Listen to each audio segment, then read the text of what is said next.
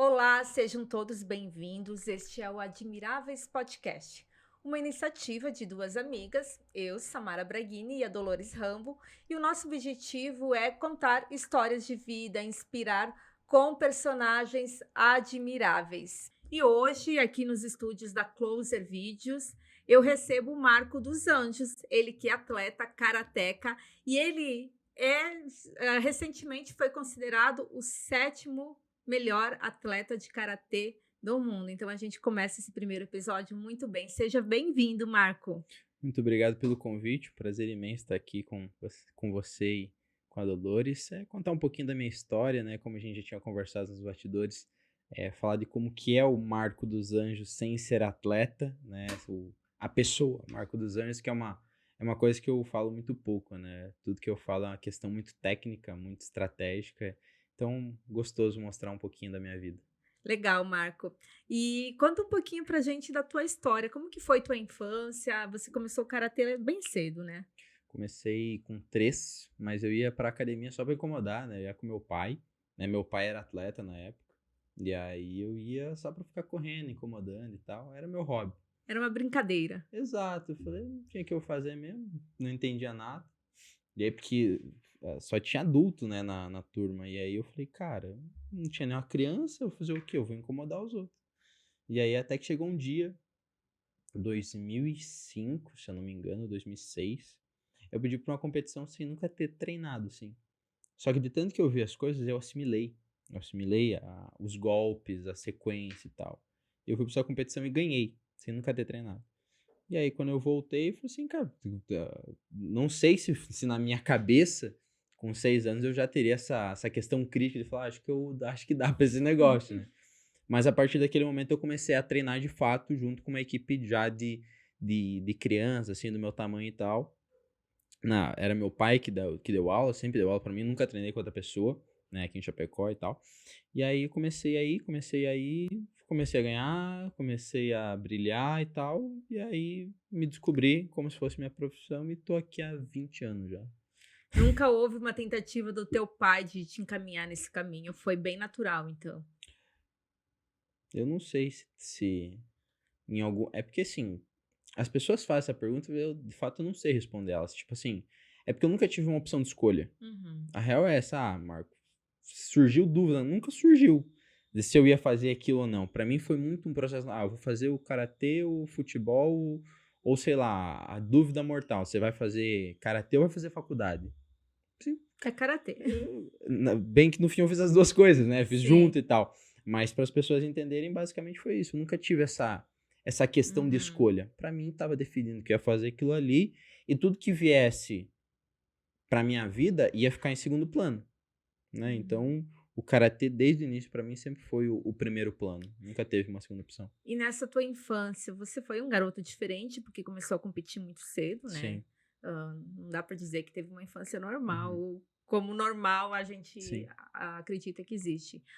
Mas como que você se sentia assim? Para ti era normal aquela vida, ou você alguma vez sentiu alguma falta de? Normal. Eu sempre fiz tudo assim. Quando criança, eu sempre fiz tudo que eu queria. Por mais que o karatê era o foco, meus pais nunca falaram pra mim não fazer alguma coisa nesse sentido. Porque eu fiz judô quando menor, eu fui judoca por 8 anos, né? Uhum. Poucas pessoas sabem disso, mas eu fiz judô por 8 anos quando eu era criança. Nunca graduei no judô, mas fiz judô por 8 anos. Só que era óbvio, o judô tinha objetivo que era me treinar pro karatê. E aí, então, existia um objetivo por trás, mas eu gostava muito de fazer judô. Tentei fazer futebol, tentei fazer violão, mas nunca deu certo. Nunca. Tá no teu sangue é o É. karatê. O futebol eu ia lá pra me divertir, e aí quando tinha viagem eu não ia, e aí eu não tava nem aí. Então, tipo assim, eu usava algumas coisas pra fazer outras coisas assim, tipo, vou lá pro futebol pra dar uma brincada, pra dar uma zoada com os amigos e tal. Mas nunca eu vi assim, tipo, não vou fazer isso porque hoje tem treino. Não. Porque tem competição no final de semana. Eu vou lá e faço. E quando que você se viu como atleta de fato? Eu me vi como atleta de fato em 2018. Antes, logicamente, eu já eu já só vivia disso, eu sempre vivi disso, eu nunca fiz outra coisa na vida. Uhum. Mas em 2018, o atleta de karatê ele passa por uma transição que é um tanto complicada, que muitos atletas eles não conseguem fazer essa transição, que é a transição para adulto, né? E aí, no meu primeiro brasileiro, em 2018, eu entro para a seleção sub-21, que é a primeira seleção adulta, né? Porque a nossa escala é cadete, que é 13 e 14, júnior 15, não, é júnior 16, 17, cadete 14 e 15. E aí tem a sub-21 que é de 18 a 20, e aí depois tem a seleção principal. Mas você pode fazer a seleção principal com 18 anos para cima já. E aí eu entrei no início de 2018, eu entrei pra seleção sub-21. E aí eu fui sul-americano, fiquei bronze e fui campeão pan-americano sub-21 no Brasil. O pan-americano foi no Rio, em agosto. E naquele mesmo ano eu ia lutar minha primeira vez no Campeonato Brasileiro Sênior. E o Brasileiro Sênior, cara, tipo assim, sempre foi o hype do atleta, né? Você ser campeão brasileiro sênior. E aí, outubro, em BH, Belo Horizonte, eu fui campeão brasileiro no meu primeiro ano de sênior. Então, eu fiz 18, fui campeão pan-americano, sub-21, fui campeão brasileiro. E aí, quando eu cheguei no final do ano, tinha seletiva pra seleção principal. Eu falei, vou fazer. Aí você se viu como atleta de fato. Aí eu passei. Eu falei, eu era o mais novo a entrar pra seleção brasileira sênior. Eu falei, cara, é isso. Eu falei assim, não que antes não tivesse na dúvida, mas eu falei assim, não, eu quero viver disso aqui o resto da minha vida. E aí que eu falei assim, entrei pra seleção principal, ganhei a seletiva, e aí desde lá, então não saí mais e... E como que é estar na seleção brasileira? Você estar entre os melhores atletas do teu país? Qual que é o sentimento que tem? É massa. Cara, é tipo assim, que a seleção brasileira, ela é muito legal do ponto de vista que você falar que é um atleta da seleção brasileira é muito legal. Não, você é um dos melhores atletas do país e tal. Pro ego do atleta isso é muito bom. Mas eu vejo também por um outro lado, que é os acessos que a seleção brasileira te dá, o acesso às outras pessoas. Hoje eu tenho muito orgulho de falar que eu posso ir pra qualquer lugar do país e eu tenho um lugar pra treinar e eu sou bem recebido. Graças à seleção. Graças à seleção brasileira e todo o meu prospecto enquanto atleta. Então eu fico muito feliz com isso. Então, você ser atleta da seleção brasileira, primeiro, é uma grande responsabilidade, óbvio, né? Que pelo menos eu, né, toda essa questão de marketing digital hoje, né, a relevância que você ganha, muitas crianças acabam se espelhando em você. Então você tem que ter muito mais cuidado com as coisas que você fala e faz. Você tem que ter um cuidado redobrado. Você vira inspiração para muitas pessoas. Então, isso é mais gratificante ainda. Porque daí você se torna um espelho. As pessoas começam a olhar você e falam assim, cara... Eu quero ser como ele. Exato, se esse cara chegou aí e caminhou. E aí, o bom da gente estar aqui hoje é porque a gente consegue humanizar e mostrar da minha história e ver que, tipo assim, eu não nasci rico pra estar onde eu tô. Tive sim que fazer rifa, fazer jantas, tudo que A atleta. gente já chega nesse ponto, Todo né? atleta que já teve que fazer isso uma vez na vida. Então dá pra chegar. E aí, o que me deixa mais feliz em dizer que sou um atleta da seleção brasileira é mostrar para os menores e para as pessoas que estão chegando que sim, é possível, dá para chegar lá. Bacana. E qual que a gente tá ainda lá na tua infância ali, quando passou para sênior. Uhum. Qual que tu teve alguma grande frustração nessa época? Quando criança, não. Qual que foi a tua primeira frustração? Minha primeira frustração veio logo depois que meu maior baque foi 2019. Estava na seleção principal, estava voando, tinha sido campeão. 2019 eu fazia parte de 2 seleções. Eu fazia parte da seleção sub-21 e fazia parte da seleção principal, da sênior. No Sul-Americano eu fiz 3 categorias. Eu fiz sub-21 individual, sênior e fiz o comitê equipe, o luta por equipes adulto, sênior. E eu falei, cara, eu tava ganhando tudo. Fui bicampeão pan-americano seguido, fui campeão pan-americano sênior por equipes. Cara, tava simplesmente voando. Tava viajando o mundo, viajei o mundo em 2019. E aí eu chegar no Mundial e toda uma preparação voltada pro Campeonato Mundial de Base Sub-21. Naquele ano ia ser no Chile. Eu falei, cara, eu vou ser campeão mundial. E aí, numa terceira luta do Campeonato Mundial, eu tinha certeza. No dia que eu acordei pra lutar, eu falei assim, eu vou ser campeão mundial hoje. Quando as pessoas olham eu falando assim, pode ser que pareça um pouco arrogante. Mas o atleta, ele sabe quando ele acorda no dia pra performar. Eu falei, vou ser campeão mundial. E aí eu tava... Porque, cara, eu fiz toda a preparação certinha. Eu scoutei todos. Quando eu digo scoutear, eu analisei todos os meus adversários da chave. Eu sabia o que cada um fazia. Quais eram os pontos fortes. Quais eram os pontos fracos. O que eles não sabiam fazer. Então, eu tinha tudo. Dei pro meu técnico, conversei, alinhei com meu pai. Tudo certo. Falei assim, cara, acordei no dia, vou ser campeão mundial. Até que na terceira luta do Campeonato Mundial, tava lutando com um russo. Numa situação de luta agarrada, que o atleta de karatê também pode derrubar. Ele dá um toco na minha perna, e aí eu acabo tendo uma ruptura do meu LCA esquerdo, do ligamento cruzado anterior do joelho esquerdo. E ali foi meu primeiro baque. Porque como eu já estava na educação física, eu já sabia, meu pai teve a mesma lesão que eu, meu pai teve a lesão em 2007, eu tive a lesão, falei, eu já sabia, porque dá um estouro, né, no teu joelho, quando estoura o ligamento. Falei, cara, rompi. E eu já sabia que tinha rompido. Eu olhei pro meu técnico, falei, rompeu. E aí eu continuei lutando. Com o joelho rompido. E aí a luta desenrola, só que cada estímulo... Porque quando você tem o LCA rompido, o que acontece? O atleta, ele consegue ir pra frente e pra trás, mas ele não consegue pros lados. Porque é o ligamento que estabiliza movimentos laterais. Cada movimento... Eu consegui ir pra frente, eu consegui atacar, mas eu conseguia defender indo pra trás. Mas se eu tivesse que fazer qualquer movimento lateral, eu desabava. E aí, numa dessas, eu desabei.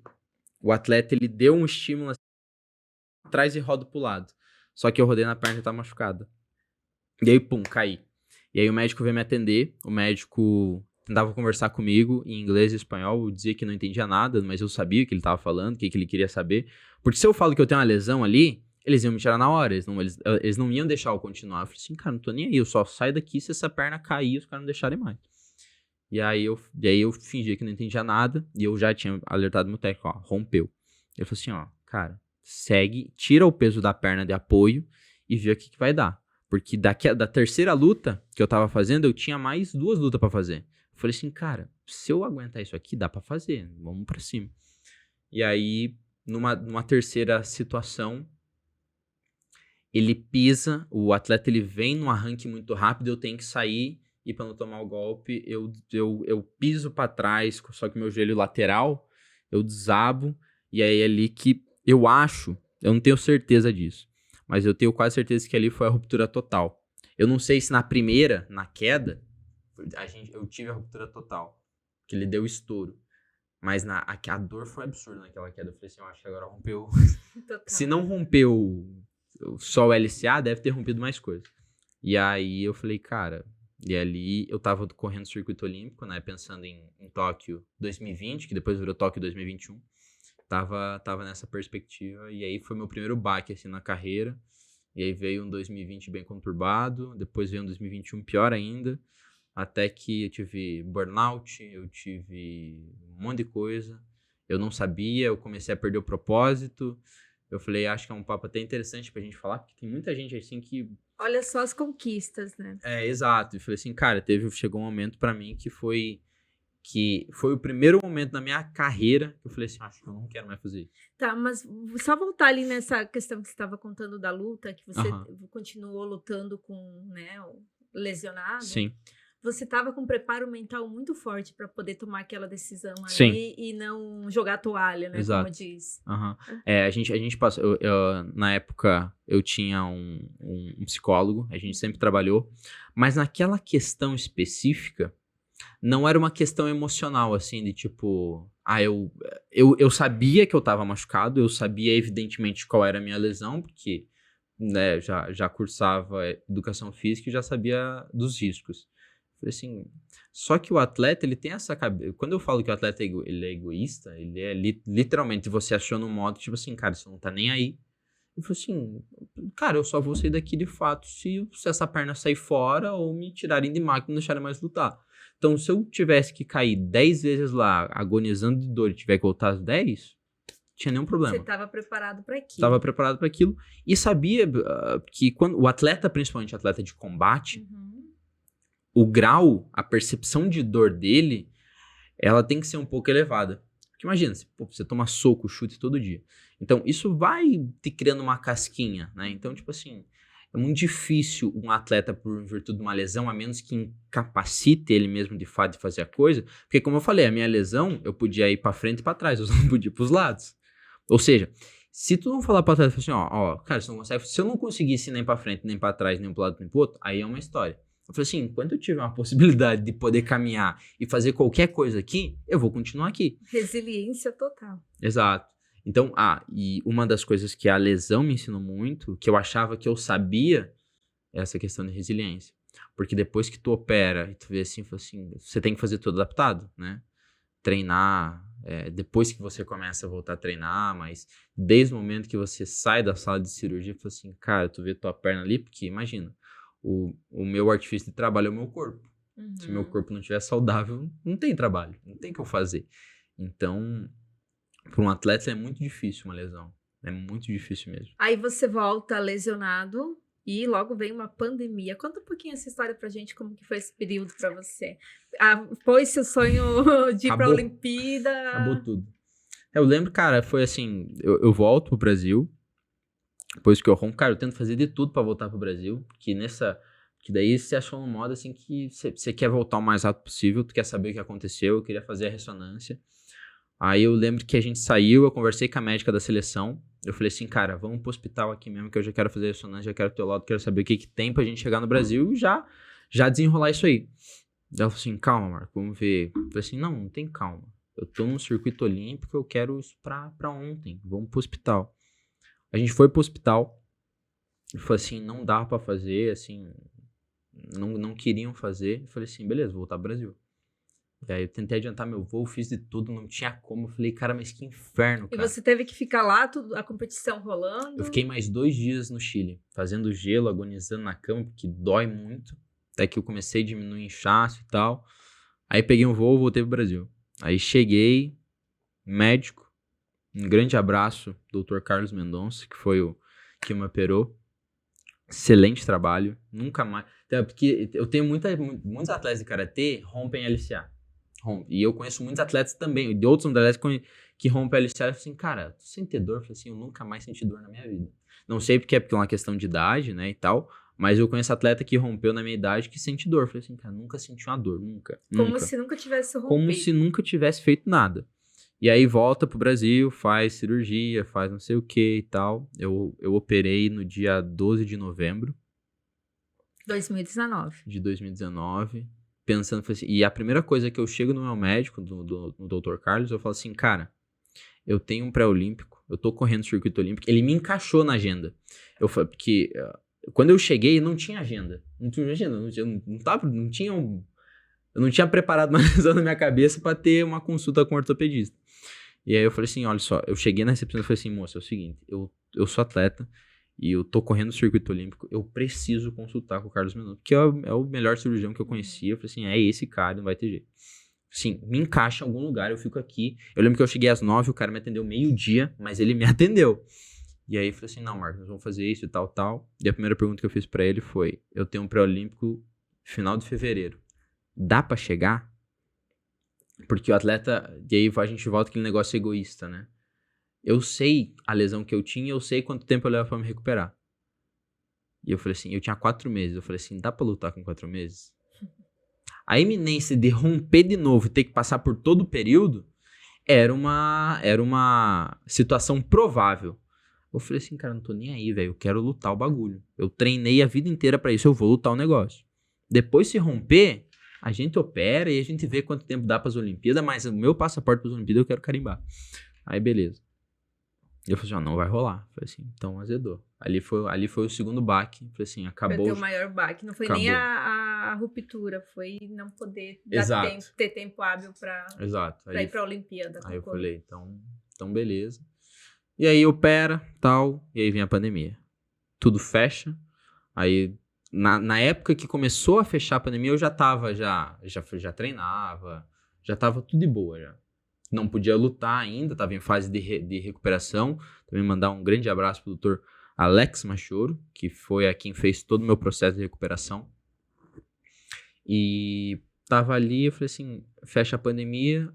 Eu falei assim, meu, cara, o que eu vou fazer da minha vida? E aí eu lembro que foi uma época bem difícil, onde eu aprendi o que era o termo burnout. Assim, eu nem sabia o que era na real. Eu fui descobrir muito tempo depois. Depois que eu comecei a pesquisar, conversar com outras pessoas e tal. Aí eu passei a descobrir. Hoje, o Marco Antônio, olhando hoje, eu diria que seria uma pessoa, um adulto mimado naquela época. Mas eu me entendo naquela época também. Por isso que eu não me julgo. Porque tudo que eu fazia era karatê. Eu não tinha uma válvula de escape. Assim, sei lá, vou lá jogar uma bola com os amigos, uma sinuca, sei lá. Não. Eu treinava karatê. Eu tava num processo de recuperação pra tentar voltar a treinar karatê. Minha musculação era pelo karatê. Minha empresa, que eu comecei a abrir pra dar consultorias, né? Porque essa relação na pandemia, né? A gente falou ali nos bastidores de poder caminhar com as próprias pernas e não depender de renda de terceiros, de bolsa atleta, de se dar não sei o quê. Que o atleta, ele tem isso também, né? Que não é uma vida fácil financeiramente falando, Exato. Né? No Brasil não tem... Você tem que, cara... Fazer rifa. Exato. O atleta no Brasil, ele pena. Então, esse processo da rifa eu fiz. E aí chegou uma época, eu falei assim, eu tinha bolsa municipal, eu tinha bolsa do estado, eu tinha bolsa federal, né, em virtude de ser atleta de seleção brasileira, eu tinha um suporte legal, eu não precisava pagar minhas viagens, né, porque o Comitê Olímpico junto com a Confederação pagava todas as minhas viagens e tudo mais, então eu não precisava me preocupar com isso. E aí chega em 2020, eu falei assim, cara, não tem competição, vamos pagar os atletas pra quê? Não tem, na minha cabeça eu era a primeira linha de corte. E aí eu falei assim, eu preciso fazer alguma coisa. Imagina, eu tenho 19 anos, acabei de sair de uma cama de cirurgia, preciso pagar a cirurgia, preciso pagar a minha vida, minhas coisas, né? Eu sou uma pessoa adulta, preciso ter responsabilidade. E aí eu falei assim, aí deu start de empreender. Empreendedor ainda. Atleta, empreendedor. Que foi que salvou, e aí eu comecei a dar consultoria para os atletas de karatê, porque tava todo mundo em casa, ninguém sabia o que tinha que fazer. E eu, por incrível que pareça, por muito tempo da minha vida eu treinei sozinho. Era eu e meu pai. Chegou um período que a equipe do Karatê de Chapecó só tava eu. Porque aí chegou aquela época onde... Chega a época da faculdade, muita gente deixou o Karatê de lado e foi pra carreira acadêmica. E aí eu continuei. Eu falei assim, eu vou continuar aqui. Então, assim, eu fiquei sozinho, fiquei num limpo sozinho. Então, muitas das vezes treinava eu e meu pai, eu e o saco de pancada. Por uns 2 anos, assim. Até que veio algumas pessoas pra renovar a equipe, assim, e poder chegar. Então, eu tinha muita experiência treinando sozinho. O que eu fiz? Eu vou dar consultoria, porque tá todo mundo em casa, não sabe o que fazer. Eu vou dar consultoria a essa galera que não sabe treinar sozinho. E aí, deu muito certo. A gente fez, foi indo. E aí, eu tava naquela que... Aí, voltando ao burnout, né? Eu pegava consultoria de karatê. Tudo que eu via era karatê. Em casa era karatê, porque meu pai é o meu técnico. Eu falei assim, que eu só sabia falar de karatê. Eu falei assim, cara, e aí começou a saturar. Começou a saturar. Eu tava em fase final de TCC, pra me formar. Mais uma pressão. E aí eu tive que mudar o meu TCC aos 45 do segundo tempo, porque, cara, o meu projeto TCC era um projeto que eu queria muito fazer. Era animal, assim, era muito massa. Contanto que depois eu fui conversar com outro professor, eu falei assim, cara, esse teu projeto é um projeto de doutorado, velho. Eu falei, cara, era animal, assim. Pra vocês terem uma ideia... intenso em tudo, né? Eu queria fazer um negócio, eu falei assim, cara, porque eu queria, com as minhas idas pros eventos internacionais, eu queria entender, eu senti uma grande diferença no desgaste físico dos atletas, tanto pra mim quanto para os outros. E eu falei assim, cara, qual será a diferença do desgaste físico e mental em você competir um evento nacional e evento internacional em diferentes escalas? Como que é você competir uma etapa de Liga Mundial, uma etapa de um campeonato pan-americano e um campeonato mundial, que são eventos completamente diferentes? Porque o campeonato mundial é extremamente estressante, porque a cada 2 anos você só tem um. Uma etapa de Liga Mundial, você tem 7 no ano. Se tu perder uma, beleza, é igual tu perder ali uma etapa de estadual, não muda nada na tua vida. Mas o campeonato mundial não, é a cada 2 anos. Então, o estresse mental ele é diferente. Eu falei assim, cara, eu quero fazer uma pesquisa de campo de qual que é a diferença entre lutar esses eventos e qual é o estresse calculado em cada um desses eventos. E eu tinha os mensuradores, eu tinha tudo, comprei material, comprei tudo. Chamei outras pessoas e falei assim, cara, eu vou lançar isso aqui. Porque eu já tava lá. Então eu tinha acesso aos melhores atletas do mundo para poder fazer a pesquisa. Eu Falei, vou fazer. Aí veio a pandemia. Acabou mais uma frustração. Acabou, velho. Eu falei, cara, não é possível. O que eu tive que fazer? Sentar na frente do computador e fazer referência bibliográfica, que era a pior coisa que eu queria fazer, porque era ler artigo. E o pior é, você ler artigo das coisas que você já sabe. Só que você tem que fazer a síntese do artigo que tu já sabe que o artigo tá falando, mas só que tu precisa fazer na íntegra, né? Com referencial e tudo mais. Falei assim, mano, não dá. Então, aí eu tive que fazer um TCC de referencial bibliográfico pra entregar, porque não tinha o que eu fazer. Todo mundo fez, né? Mas esse período ele foi difícil pra ti, né? Com burnout e tudo, mas também foi transformador. Foi decisivo na tua vida. Olhando hoje, eu falei assim, cara, eu passaria muito por esse período, de novo, se eu soubesse que ia rolar lá na frente. Então, e aí veio 2020, veio 2021. Só que é assim, né? Quando você acha que você tá bem, o atleta ele acha, não, acho que tô bem, velho. Acho que eu tô performando, o meu corpo ele tá saudável, eu tô legal pra caramba. Eu acho que dá pra dar um passo adiante, ou dá pra fazer esse negócio aqui. E eu comecei a fazer isso. Só que chegou um determinado momento da minha vida que eu pensei assim, eu falei assim, cara, eu tô me enganando. Eu não tô bem. Eu não tô bem. Contanto que minha última competição foi o Mundial, em outubro de 2019. E eu fui competir em agosto de 2021. Nossa, foi minha primeira competição. Um ano sem competir, Um ano que pro e meio. atleta é fundamental. Né? Um ano e meio. Um ano e 7 meses, e mantendo o treinamento. Mantendo o treinamento e tal. E aí chegou, acho que o segundo período, assim, que a gente fechou. Eu falei assim, cara, que eu me resolvi na vida de fato. Que daí tava tocando empresa ainda, tava ali e tal. As coisas estavam começando a voltar à normalidade ali na metade de 2021 e tal, vacina, não sei o que, tal.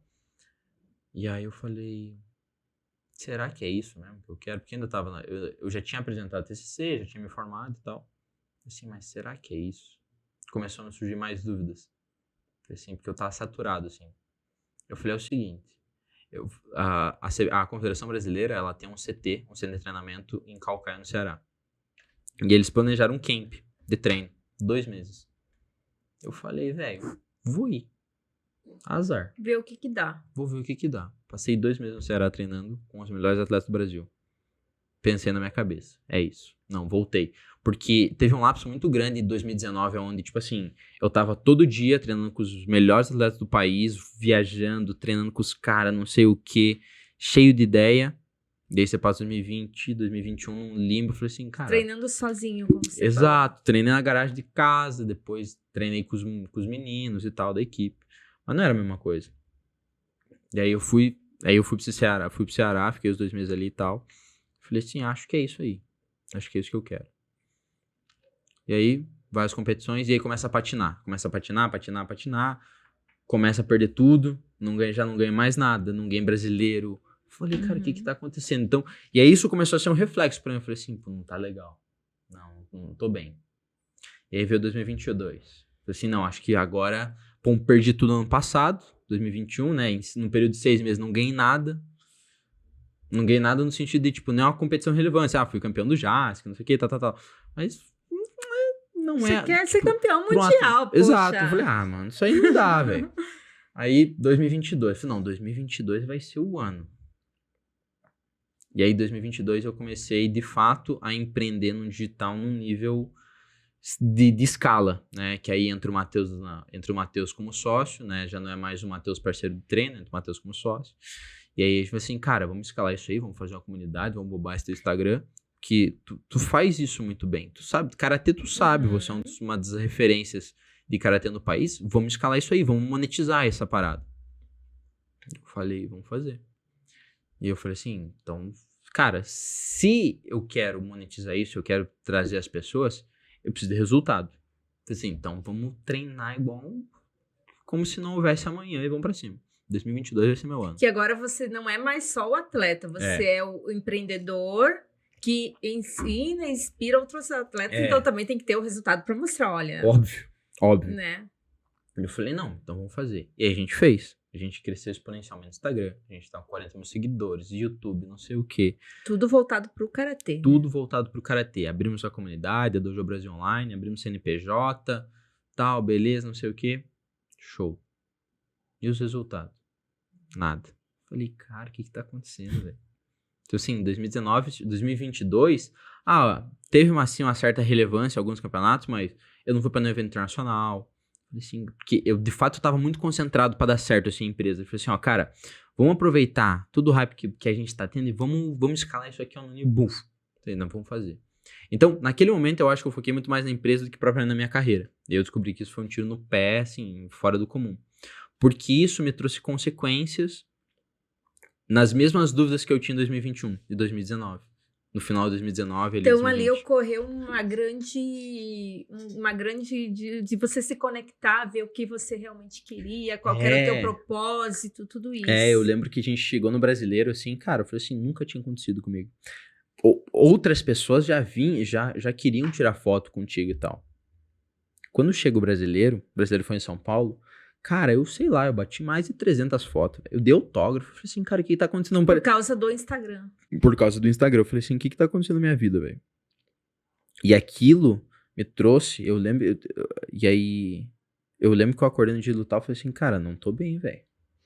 A pressão que eu me coloquei, porque naquela época eu já não tava mais fazendo acompanhamento psicólogo e tal, tava mais de boa, tava mais relaxado, assim. Porque eu achei que tava tudo sob controle.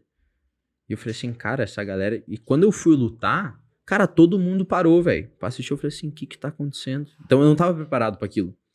Contanto que o resultado foi péssimo.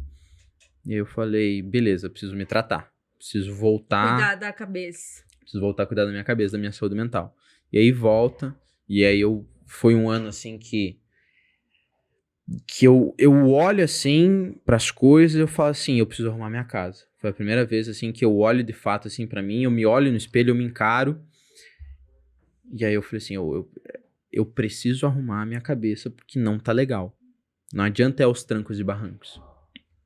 Vem 2023 eu falo, arrumamos a empresa, Matheus, tudo certo, legal, tamo bem, estamos saudáveis. Agora eu quero focar na minha carreira de novo. Eu quero voltar a ser como era em 2019. Sim. Matheus falou, beleza, tudo certo. A gente vai dar um jeito de vincular as duas coisas e tal, em alta performance. Sim, fechou. Entro pra Seleção Brasileira 2023, de novo. Voltou pra seleção. Voltei. Vou pro Sul-Americano, fico em segundo Sul-Americano, lutando muito bem. Vou pro Pan-Americano, fico em sétimo no Pan-Americano, nono no Pan-Americano, uma relação assim... Poderia ter ido melhor. E aí, sim, a gente começou a ver que os resultados estavam dando certo. Eu falei assim, mas, quando você volta para a seleção brasileira, os teus gastos financeiros, eles triplicam. Você não tem mais uma vida normal, né? Exato. Uma vida de viagem. Você tem que... E aí, a gente fora do circuito olímpico, e aí isso fica um recado para todos os karatecas, saibam, se você tá pretendendo estar na seleção brasileira, prepare o bolso, porque fica caro.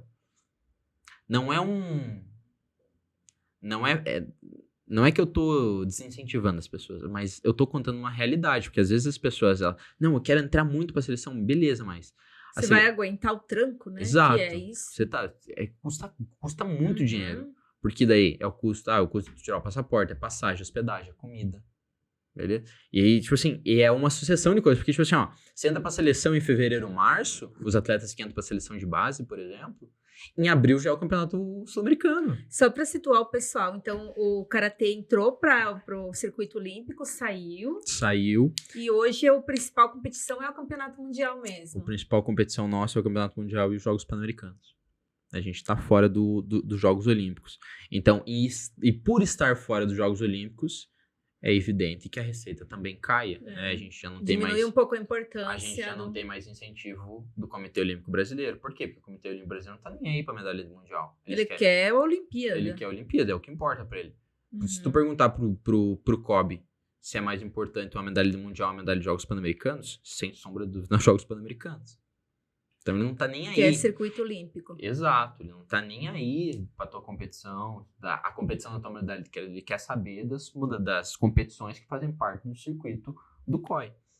E aí, então, a atleta de seleção brasileira triplica o gasto. Eu falei assim, cara, eu gastando rios de dinheiro, muito dinheiro, porque daí eu volto pro Pan-Americano, a gente tem uma reunião com os atletas, porque o Pan-Americano não foi bom pro Brasil. Foi péssimo pra todo mundo. Contanto que nem o Brasil, ele tem a tradição é medalhar, não tem O Brasil é negociação. forte, então, O Brasil, no karatê. o Brasil é muito forte no karatê, em âmbito pan-americano. E aí eu falei, e aí a gente voltou, falei assim, parece que a seleção brasileira teve um apagão. Eu falei assim, cara, não dá, velho. Eu falei assim, o que tá faltando? Ah, tá faltando treino. Não falta treino. Porque em 2019 todo mundo tava treinando junto, nós tava voando. Nós tava ganhando tudo em 2019. Por quê? Porque toda a seleção brasileira tá treinando junto. Eu falei assim, cara, é isso que falta. Então vamos voltar. Ou seja, aí todo mês eu ia pra Floripa, eu ficava 1 semana, 2 semanas em Floripa, treinando com os atletas, junto com o capitão da seleção, com o Giovanni. A galera se reuniu, os próprios atletas se reuniram e falaram assim, ó, vamos se juntar pra treinar. Vamos marcar o dia e vamos se matar 1 semana. Fechou? Fechou. Então a gente combinou e ia. E isso gera gasto. Comida. Que não tem ninguém te bancando, né? Exato. Caso. Exato. É um investimento na tua carreira. Exatamente. Falei assim, então, é aí que eu falo que o cara quer chegar na seleção brasileira, quer despontar, você tem que estar com o bolso preparado pra isso. Ou se não tá, vai ter que dar um jeito. E aí eu comecei a gastar muito dinheiro. Eu falei, cara... E nesse ponto, a tua carreira de empreendedor ainda tava... Não, toda a carreira de empreendedor tava sustentando minha carreira. Tava. De atleta. Mas tipo assim, eu falei assim, cara... E aí tu começa a ser um pouco crítico das coisas, mas eu tô com 23. E aí eu falei assim, cara, eu quero constituir família. Minha casa, filho, esposa. Como é que... Cara, essa conta ela não fecha quando tu começa a pegar as planilhas assim de gasto, de viagem. Porque hoje... Todos os meus gastos pessoais, eles moro com os meus pais, né? Então tem essa relação de ter que pagar as coisas e tudo mais, por mais que eu pague, mas não tem que sustentar uma casa ainda. Eu falei assim, cara, se eu sair de casa, tem que sustentar uma casa, esposa, uma vida cotidiana comum, exato, e ter que pagar viagem, não rola. Eu falei assim, não tá fechando. E aí volta as mesmas dúvidas. Eu falei, cara, não é possível, velho. Porque tipo assim... Vale a pena gastar a quantidade de dinheiro que eu tô gastando? Por exemplo, esse ano, só na minha carreira, eu gastei mais que o valor de um carro, velho. Um carro popular. Eu gastei, hoje, a quantidade de dinheiro que eu gastei pra sustentar 1 ano da minha carreira foi próximo de 70 mil reais. 1 ano. 1 ano de carreira. Eu falei assim, cara, não faz nenhum sentido. Eu não fui pra um monte de competição esse ano, que poderia ter ido pra estar Liga Mundial e tal. Eu falei, cara, não faz nenhum sentido o que eu tô fazendo. Cara, com 70 mil dá pra dar de entrada num apartamento, qualquer outra coisa pra minha vida. E eu comecei a olhar e falei assim, cara, não é possível. E aí as dúvidas começam a surgir. Eu falei, os questionamentos. Falei, cara, não vale a pena fazer o que eu tô fazendo. Falei, e aí começa mais dúvida. E aí eu tava na iminência de ir pro Campeonato Mundial. E aqui eu acho que é a parte mais legal da história, assim. Que a gente passou todo esse período desde 2019, né? Aí achou que tava bem. Eu falei assim, pô, não tá nada bem. E aí, mas só que tu vai mentindo pra você mesmo, né? Pra tentar continuar fazendo. Eu acho interessante só fazer te interromper um pouquinho. A tua maturidade emocional. Porque eu fui perceber, eu não tô bem lá depois dos 30, que eu comecei a olhar pro meu psicológico, Sim. né? E a tua maturidade conseguir perceber que você não estava bem. Claro, porque o teu corpo precisa performar e, obviamente, se não está performando é porque a cabeça também, Exato. Você começa a ter essa leitura, né? Eu tenho balizadores mais fáceis, assim, pra mim. Só que foi um período, assim, que pela uma relação com os meus pais, por exemplo, que viveram a vida inteira em prol da minha carreira. Na tua função? Exato. Eu também fiquei com muito receio de falar, falei assim, cara, eu não tô mais curtindo o processo. Não tá mais legal pra mim, não tá Tem um monte de gente envolvida aqui, Exato. né, apostando no marco atleta. Exatamente. E eu tô com dúvida, também gera uma pressão. Assim, óbvio, eu falei assim, cara, e eu não falava. Eu sabia que eu tava ruim, eu sabia que eu tava mal, mas eu não falava. Mas só que meus pais sempre me deram abertura pra falar as coisas, assim, só que com todo esse aspecto de um monte de fã, um monte de criança que se espelha em você, o pai e a mãe que abdicaram de um monte de coisa pra tua carreira, tu pensa assim, cara, não é justo. Não é justo pra eles, não é justo pra ninguém. Então tu te cobra. Eu falei assim, cara, não vou fazer isso. Até que chegou um dia eu falei assim, cara, não tá legal. Assim, não tá legal. Tudo que eu faço aqui não fecha. E aí, meus pais a gente teve uma conversa muito séria, mas bem esclarecedora, assim. Falou assim, cara, vamos tentar fechar esse ano, a gente tendo pro Mundial, vamos ver o que vai acontecer e tal, vamos terminar a preparação. Porque o atleta, ele também tem uma relação que, por mais que ele saiba que ele não tá bem, ora, ele vai continuar treinando, mas ele sabe que ele não tá 100%. Nem pra treinar. Ele sabe. Falei assim, chegando um momento, falei assim, cara, eu acho que eu não vou pro campeonato mundial. Porque eu falei assim, cara... Esse último agora. O último. Falei assim, vale a pena eu investir 15 mil reais em 7 dias pra ir pro campeonato mundial, pra ir lá perder na primeira rodada? Eu tinha essa dúvida. Eu falei assim, cara, não vou fazer isso. Não vou fazer isso comigo, não vou fazer isso com eles. Pô, é 15 mil reais em 7 dias, velho. Não rola. Falei... E aí a gente teve essa conversa e falei assim, então eu vou. E se eu falar pra vocês hoje que se eu soubesse que a viagem do Mundial custasse 100 mil reais, eu pagava. Porque valeu a pena, então? Valeu a pena. Conta um pouquinho como que foi esse último campeonato. Foi recente, né, Marco? Foi recente, tem 2 meses. 2 meses. E tipo assim, eu volto como outra pessoa. Eu vou pro campeonato mundial. A gente treina, tal, beleza. Como atleta da seleção. Exato, a gente vai em 17 atletas, né? É um por categoria. Eu luto até 7'5". Então tem o até 60, até 67, 75, o menos 84 e o mais 84. São 5 atletas masculinos só. E 5 feminino, e aí tem o kata. São 17 atletas que foram pro campeonato mundial. Na minha categoria tinham 84 nacionalidades. 84 atletas inscritos. Os 84 melhores do planeta. E eu falei, beleza. Tô aqui, vamos pra cima. Não dá mais pra regar. Não tem, já tô aqui. A gente passa a primeira luta, passa a segunda. A terceira luta, eu luto contra um cara que foi bronze nos Jogos Olímpicos de Tóquio 2021. Ele era atual campeão do mundo, ele foi campeão mundial em 2021 em Dubai e era líder do ranking mundial. Todas as lutas que ele fez, esse cara, ele passou o carro em todo mundo.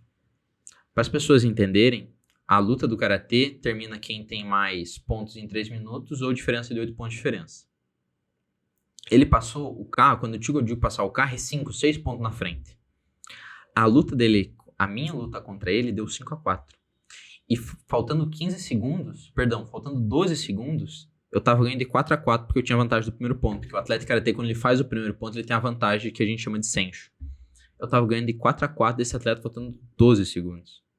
Contra um bronze dos Jogos Olímpicos, atual líder do ranking. O cara viajou o mundo inteiro. Em 2023 ele fez todos os circuitos mundiais.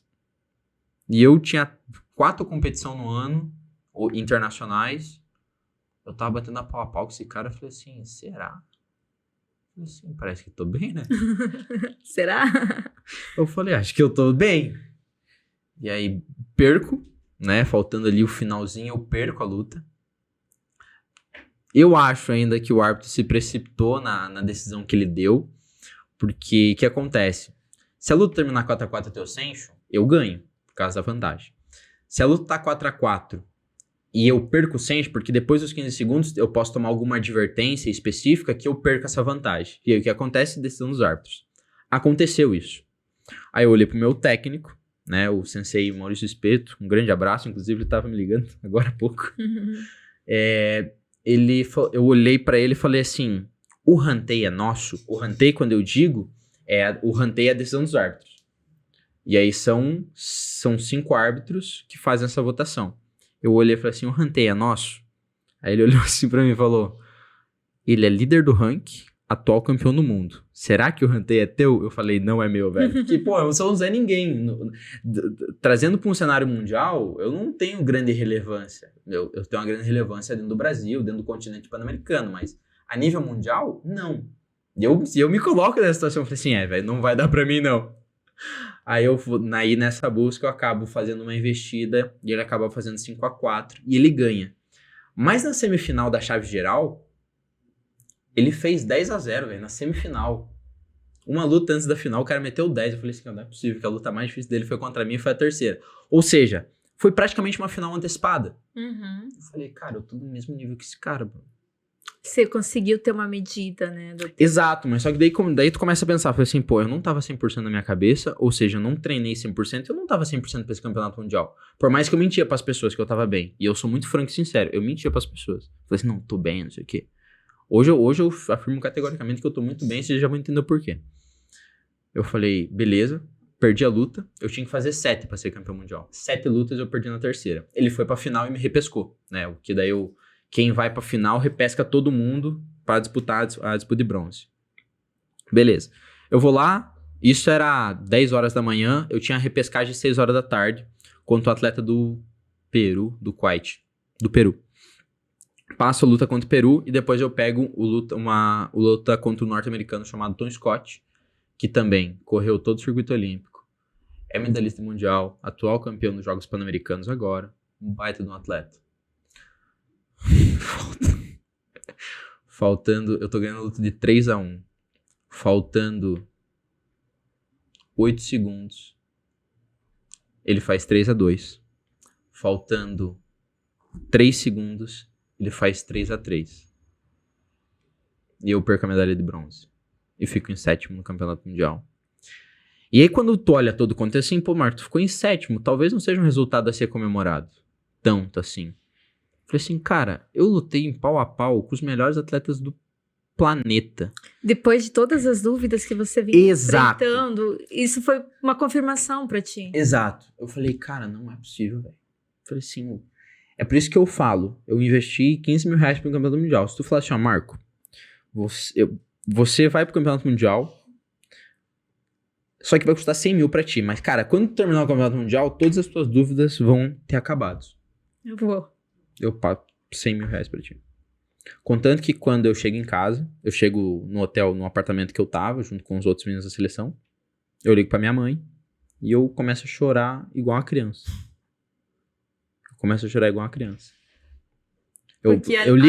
Primeiro eu tô conversando com meu pai. Eu tô conversando com meu pai e falando de aspectos técnicos. Só que a relação com a mãe é muito mais completa, porque a relação que eu tenho com meu pai por mais que é meu pai, ele é teu técnico. Exato, também, então a gente tá falando de termos técnicos que aconteceu no Mundial. Quando minha mãe atende, e ela falou, como é que foi? Cara, eu começo a chorar igual uma criança. Porque ali entra ela sabe quem é o Marcos de verdade, né? Eu comecei a chorar igual uma criança, não conseguia falar no telefone. Eu falei, mãe, depois eu te ligo. Eu falei assim, naquele momento eu falei assim, cara, qualquer dúvida que eu tinha dentro de mim morreu. Eu falei assim, eu não quero saber quanto que vai custar, eu não quero saber o quanto que isso aqui vai na planilha. Eu vou dar um jeito de fazer e no momento que eu tiver uma família, no momento que eu tiver que reestruturar minha vida pessoal, eu vou dar um jeito de fazer isso acontecer e eu não tô nem aí, isso que eu quero fazer.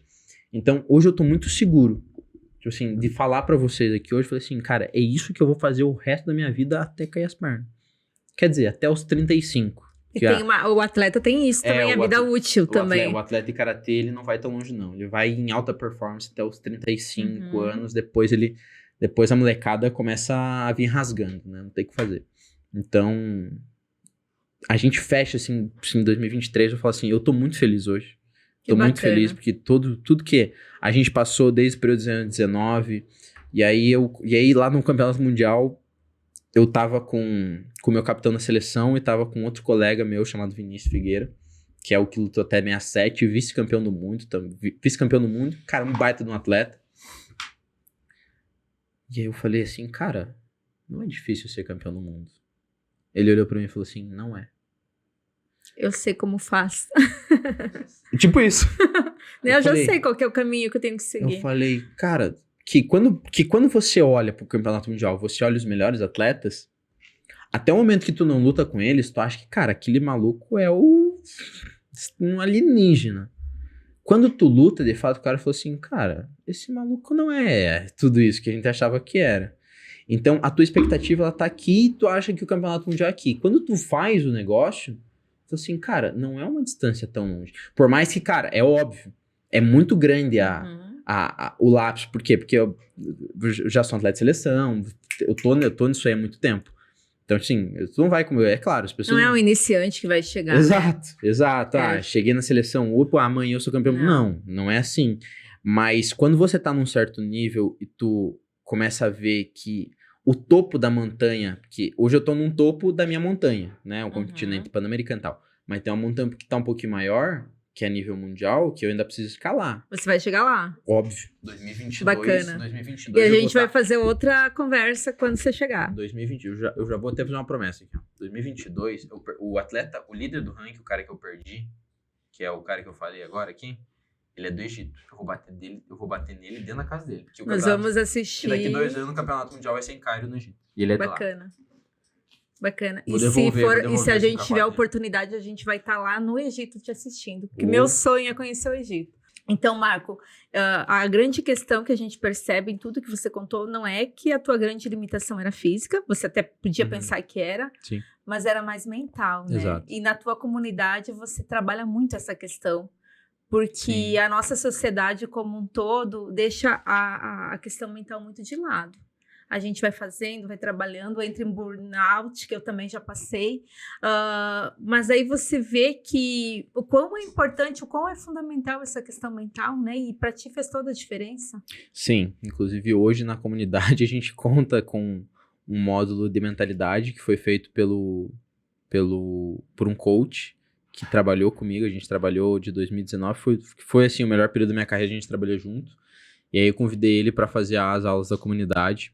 E aí a gente vai entrar também com o módulo de psicologia, né? Que tem uma relação mais voltada, porque ele trabalha com performance de atleta.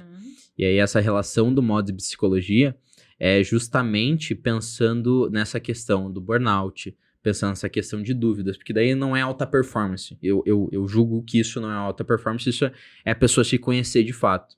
E quando eu estava reestruturando, né, a gente passou por uma grande reestruturação dentro da comunidade, nesse ano inclusive, a gente mudou de plataforma, um monte de aula e tal, eu comecei a fazer terapia. Eu vou para minha segunda sessão de terapia segunda-feira. Acho que já vai ter passado quando sair o episódio, mas, assim, para de fato tentar me reconhecer melhor. Então, a gente hoje, dentro da comunidade, a gente trabalha com esses dois aspectos. A gente trabalha com a psicologia de alta performance, né? Que é a relação do atleta fazer âncoras para as competições, são alguns gestos e sinais aonde coloca ele num estado de super concentrado, que seria mais fácil assim dizer, de ensinar ele a meditar para uma competição, de visualizar uma competição, que são artifícios que os atletas podem utilizar, mas não sabem o que acontece, né?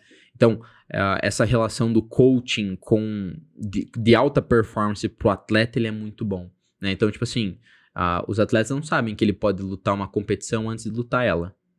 Ayrton Senna fazia isso lá nos anos 90. Exato, ele fazia o desenho da pista na cabeça dele.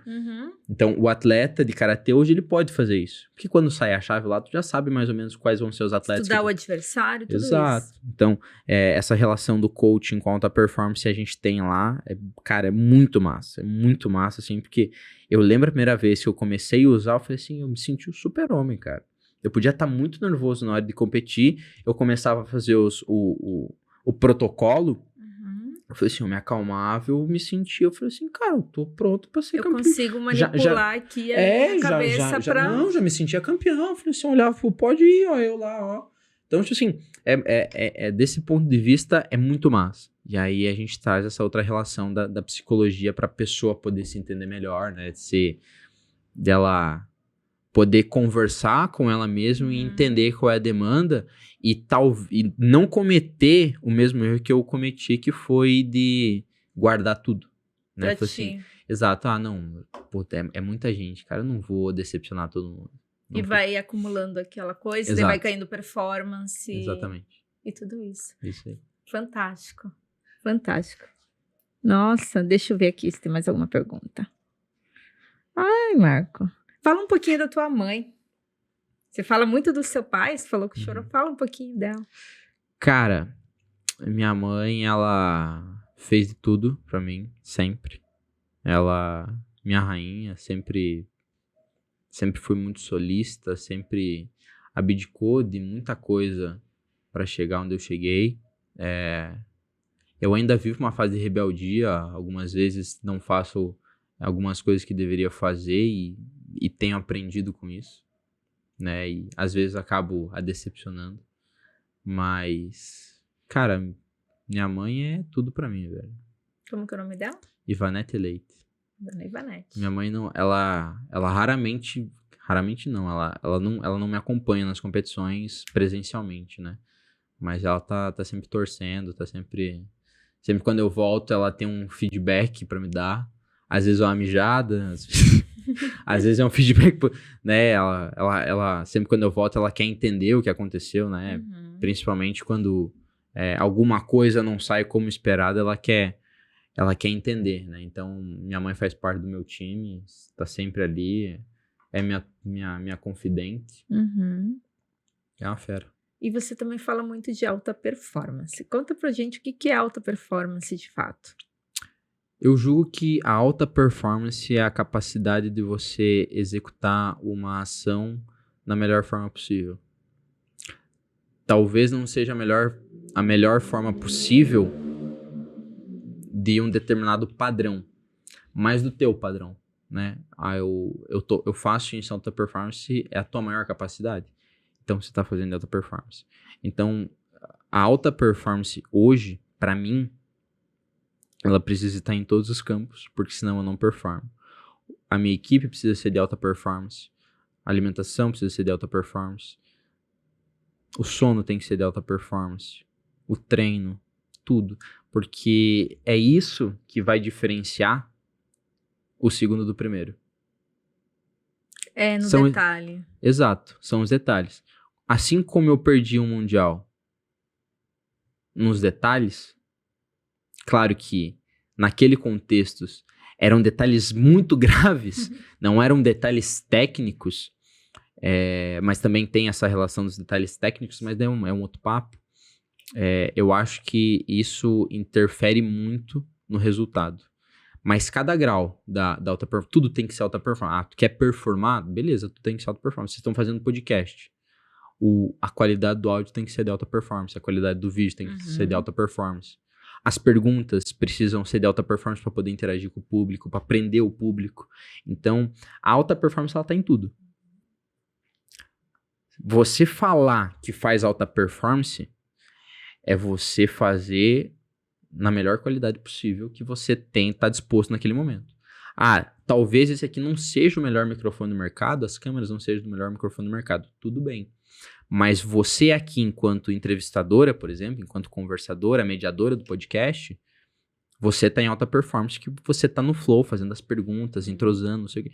Então, essa é a relação da alta performance, né? A pessoa, ela entender aquilo que ela tá fazendo e ela poder fazer da melhor forma que ela pode, naquele momento. Isso. Fantástico. E eu sempre me espelho muito nos atletas, porque eu acredito que isso traz muito exemplo para a nossa vida. Você deu uma aula aqui hoje pra gente de várias coisas, né? Com apenas 23 anos, já tem uma longa história. E me fala um pouquinho, Marco, o que você falou que tem até os 35 anos, né, de carreira. O que você visualiza para frente, para tua vida, para o teu futuro? Continuar ensinando as pessoas aquilo que eu fiz até hoje, né, onde me colocou, né, atleta de seleção brasileira, um atleta que é sempre visado pelas cidades, né. Hoje eu tenho muito acesso às cidades onde tem Bolsa Atleta, não sei o que. Eu quero ensinar as pessoas a fazerem isso, eu quero poder as pessoas ensinar a viver do karatê, porque hoje, vendo hoje num contexto, dá pra viver, né? É lógico, você não vai ser multimilionário, você não vai ser extremamente rico, é muito difícil, né? É um ramo muito específico, né? Mas você pode viver do karatê hoje, né? Eu acho que um dos grandes paradigmas que a gente pode quebrar hoje hoje eu consigo viver do karatê, hoje eu vivo do karatê. Por mais que eu tenha um CNPJ, mas é um CNPJ atrelado ao karatê. Voltado ao karatê. Exato. Então, cara, hoje tu pode dar aula, tu pode fazer personal, tu pode abrir uma academia. Consultoria, empresa. Eu ensino. Cara, e é o que é mais engraçado, né? Quando a gente... Muitas pessoas, porque eu sou o pioneiro em começar a fazer isso. Até então, ninguém dava dica no Instagram, no YouTube, de como fazer as coisas em determinada situação. Tá acontecendo isso aqui na luta, eu posso fazer isso. Era o quê? Era um feedback de treino. Mas nunca ninguém colocou isso na rede. E quando eu comecei a colocar, muita gente começou a fazer, cara. Eu falei, cara, que massa. Isso Que é muito... legal. Porque o que isso acaba fazendo?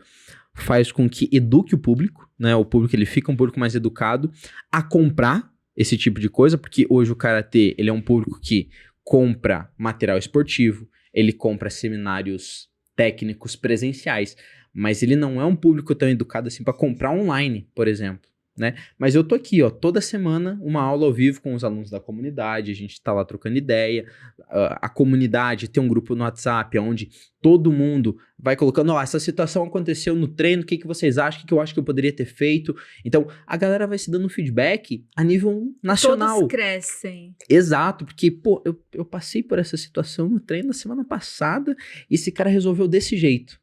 Eu falei assim, vou tentar reproduzir.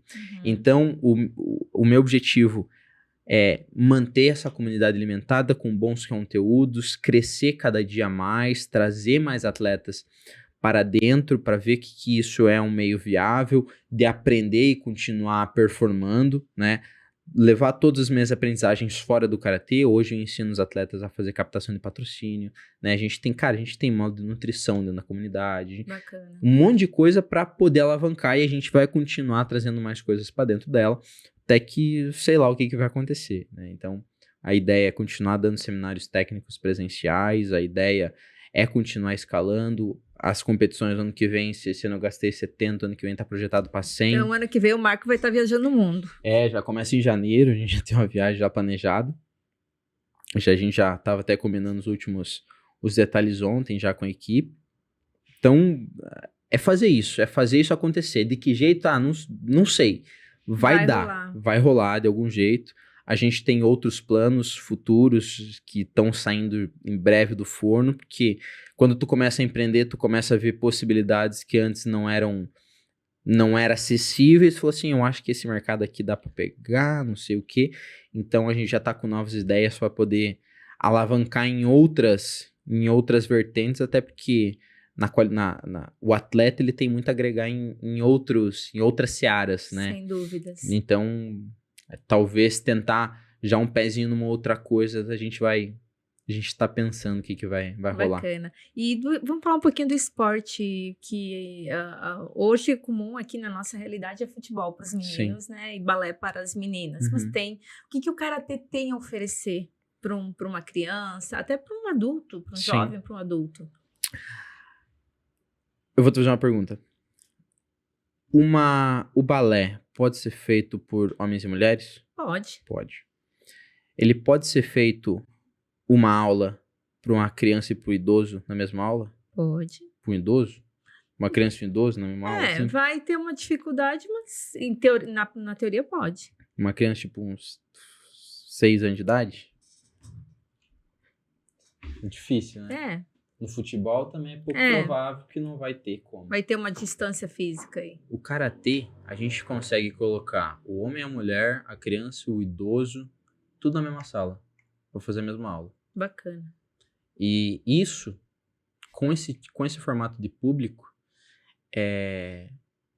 todo mundo consegue aprender com todo mundo. O idoso consegue aprender uma parte técnica com a criança, e a criança aprende com as vivências dessa pessoa mais velha.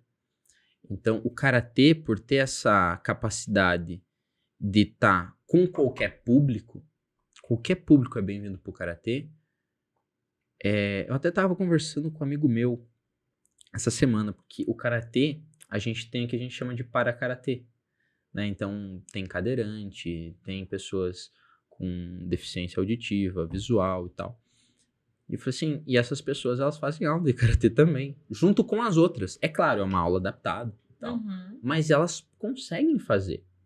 Eu falei assim, cara, olha só que legal. Então, a gente consegue agregar um público muito... unir um público que geralmente não consegue estar junto.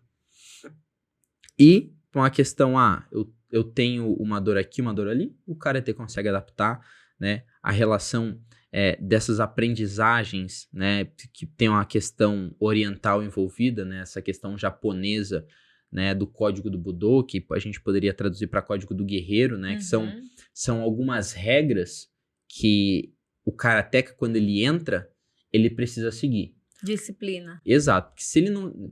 Entre elas, a disciplina. Mas se ele não seguir, automaticamente ele é excluso.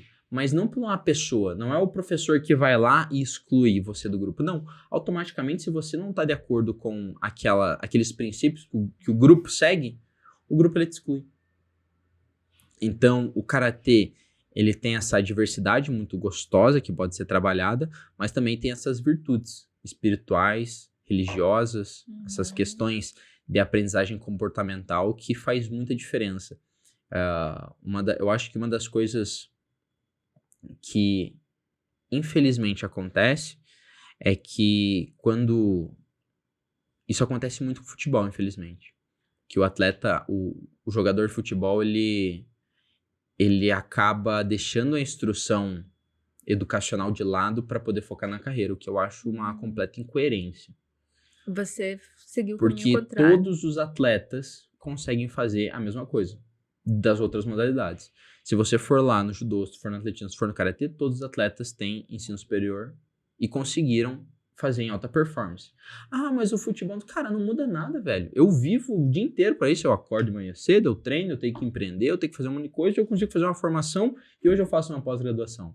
Então, meu brother, que desculpa é essa que tá... Não consigo estudar, meu irmão. Não existe, Mas velho. você não perde muito tempo sentado no sofá, eu aposto. Não, eu nem... Eu tenho TV em casa, assim, mas eu não assisto. Eu não tenho o hábito de assistir, eu não assisto. Hoje, todo o meu tempo é destinado às coisas que eu tenho que fazer de fato. Então, cara, eu acho de fato que a pessoa que larga... eu sou atleta, não tenho que estudar. Tu vai viver do quê, velho? Tu é atleta. Tua carreira vai acabar um dia, Depois tu vai fazer o quê? É por isso que hoje a gente vê os jogadores de futebol dando entrevista e não sabe falar. Tem extrema dificuldade. Toda vez que eu vou fazer uma entrevista, não é querendo me vangloriar, mas é porque toda entrevista que eu vou lá, cara, se todo jogador de futebol fosse assim, seria muito fácil, seria muito rápido. Eles não sabem falar, eles não sabem se expressar. Eu falei assim, cara, mas isso é divino da cultura deles. A nossa cultura do karatê, por exemplo, não, você tá aqui, tu vai estudar. Se tu não estiver estudando, a gente vai pegar o teu boletim, né? Porque a gente tem esse feedback, principalmente aqui no Karatê de Chapecó, a gente tem esse feedback dos pais, não tá indo bem na escola. Beleza, não vai treinar. O que tá acontecendo? Beleza, não vai treinar. Vai lá estudar. Terminei aqui, ó. Beleza, tem bolsa de estudo aqui, ó. Tu é atleta e eu não paguei R$1 pra estudar. Eu me formei no Chapecó durante 4 anos, inclusive agora na minha pós-graduação, eu sou bolsista. Não paguei R$1 pra estudar. Por ser atleta. Por ser atleta. Então, cara, não tem essa questão cultural. E aí vem essa relação. A questão cultural. Cultural, né? Que infelizmente com um jogador de futebol, não pode porque tem que jogar futebol. Meu brother, não existe isso. É a importância do foco, né, Marco? Quando se fala em alta performance, a gente vê que você traz a alta performance do esporte. Sim. Da luta para todas as áreas da tua vida. Exato. E se uma pessoa... Por que a gente está conversando com o Marco aqui hoje? É para mostrar que a vida de atleta, aspectos da vida de atleta podem ser aplicados à pessoa de uma vida comum, né? De um professor, de um mecânico, sei lá, de qualquer profissão. Cara, é uma relação assim que a gente passou... É até engraçado essa história. A gente passou... a gente teve... Eu fiz parte de uma eleição. Meu pai saiu candidato a vereador na última eleição. E aí chegou um determinado momento que um dia antes da eleição, as pessoas perguntavam pra mim. E isso acontece em outras situações. Eu falei assim, tu não tá nervoso? Eu falei assim, cara, todo dia eu entro pra alguém encher minha cara de soco e chute. Amanhã, vai ter alguém pra me dar soco e chute amanhã? Não, então tem porque eu tá nervoso. Tudo certo. Então, e essa relação da luta em si, ela traz esses aspectos, né? Para algumas pessoas, o que seria extremamente estressante, tiraria da zona de conforto, para mim é super assim, cara, isso aqui é fácil, pô. Porque a luta, ela traz esses aspectos de você ter que enfrentar uma outra pessoa. Amanhã, né, no caso, sábado, a gente tem um exame de faixa. E como que é o exame de faixa do karatê? 4 pessoas num tatame central, a gente vai fazer no Complexo Esportivo Verdão, a gente treina lá, e atrás, assim, tem arquibancada. Vai estar cheio de pai e criança, sei lá, mais Gritando, chorando. Não, é um silêncio absurdo. Ah, é? Mas são 150 pessoas Te olhando. te assistindo.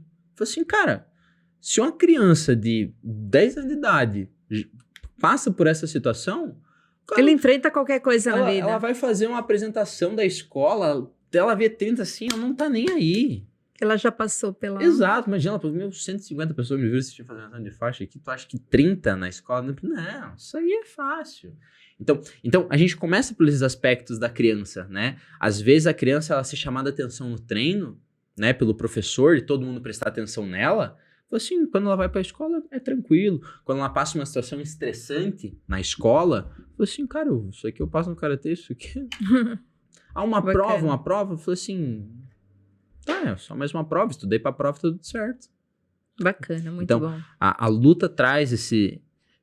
Eu tô falando da luta num contexto geral, não só do karatê, judô, taekwondo, essas lutas que têm aspectos orientais, elas que traz conseguem. Essa questão do foco, da disciplina, da convivência, é uma luta em equipe também, você não luta sozinho, até que você comentou que quando treinou junto, voou, né?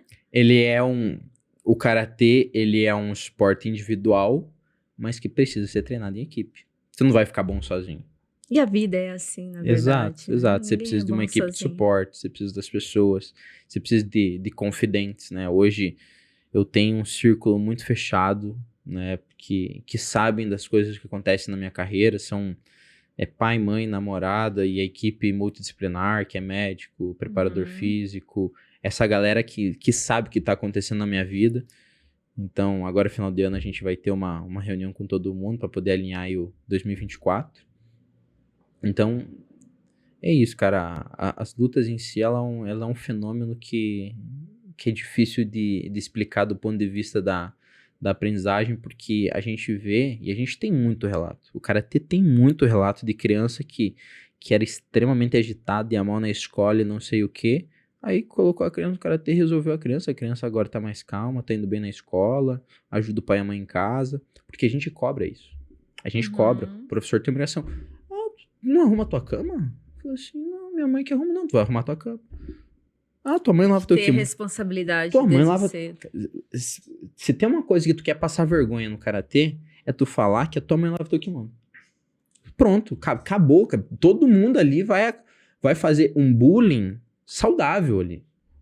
Falei assim, que a tua mãe lava o kimono? Não, tá de sacanagem. Não, fala. Porque daí, às vezes, acontece, né, da criança chegar num outro treino, tem um kimono às vezes, e aí chega no treino sem kimono. Fala assim, teu kimono, minha mãe não lavou, tá de sacanagem, né? Tua mãe tem que lavar teu kimono? Pô, não dá. Então, a luta traz esse aspecto de fazer com que o sujeito ele seja mais autônomo.